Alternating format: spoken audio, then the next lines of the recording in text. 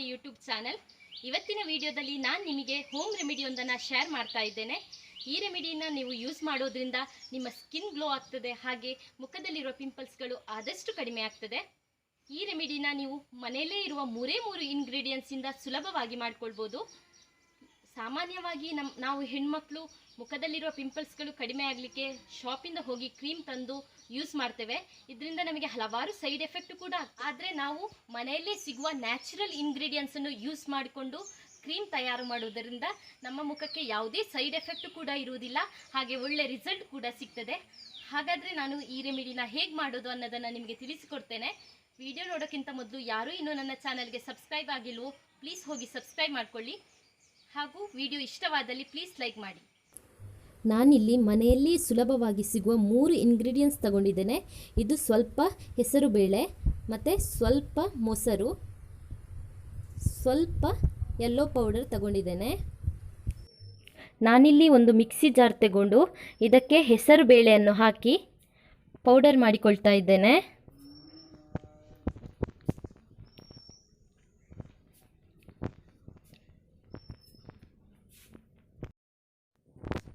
ನೋಡಿ, ಇವಾಗ ಈ ಪೌಡರ್ ರೆಡಿಯಾಗಿದೆ.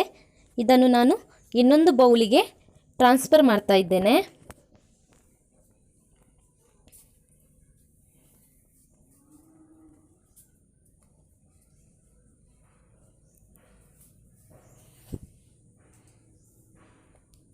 ನೋಡಿ, ಇದು ಈಗ ರೆಡಿಯಾಗಿದೆ. ಇವಾಗ ನಾನು ಇದಕ್ಕೆ ಮೊಸರು ಸೇರಿಸ್ತಾ ಇದ್ದೇನೆ. ನಾನೀಗ ಇದಕ್ಕೆ ಮೊದಲಿಗೆ ಒಂದು 3 ಟೀ ಸ್ಪೂನ್ನಷ್ಟು ಮೊಸರು ಸೇರಿಸಿ ಚೆನ್ನಾಗಿ ಮಿಕ್ಸ್ ಮಾಡಿಕೊಳ್ತೇನೆ. ಆಮೇಲೆ ಉಳಿದ ಮೊಸರನ್ನು ಕೂಡ ಸೇರಿಸ್ತೇನೆ. ನೋಡಿ, ಈಗ ಮಿಕ್ಸ್ ಮಾಡ್ತಾ ಇದ್ದೇನೆ. ಈಗ ಇದಕ್ಕೆ ಇನ್ನೂ ಮೊಸರು ಸೇರಿಸ್ತಾ ಇದ್ದೇನೆ, ಉಳಿದ ಮೊಸರನ್ನು.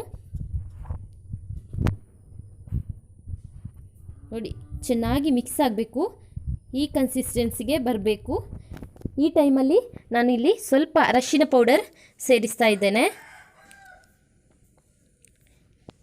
ಇವಾಗ ಇದನ್ನು ಇನ್ನೊಮ್ಮೆ ಚೆನ್ನಾಗಿ ಮಿಕ್ಸ್ ಮಾಡಿ. ಈಗ ನೋಡಿ, ಇದು ರೆಡಿಯಾಗಿದೆ. ಇದನ್ನು ನೀವು ಮುಖಕ್ಕೆ ಅಪ್ಲೈ ಮಾಡಿ 15 ಮಿನಿಟ್ಸ್ ಬಿಟ್ಟು ಮುಖ ತೊಳೆಯಿರಿ. ವಾರದಲ್ಲಿ 1-2 ಸಲ ಈ ರೀತಿ ಮಾಡೋದ್ರಿಂದ ನಿಮಗೆ ಒಳ್ಳೆ ರಿಸಲ್ಟ್ ಸಿಗ್ತದೆ. ಸ್ಕಿನ್ ಕೂಡ ಗ್ಲೋ ಆಗ್ತದೆ. ಎಲ್ಲರೂ ಪ್ಲೀಸ್ ಮನೆಯಲ್ಲಿ ತಪ್ಪದೇ ಟ್ರೈ ಮಾಡಿ.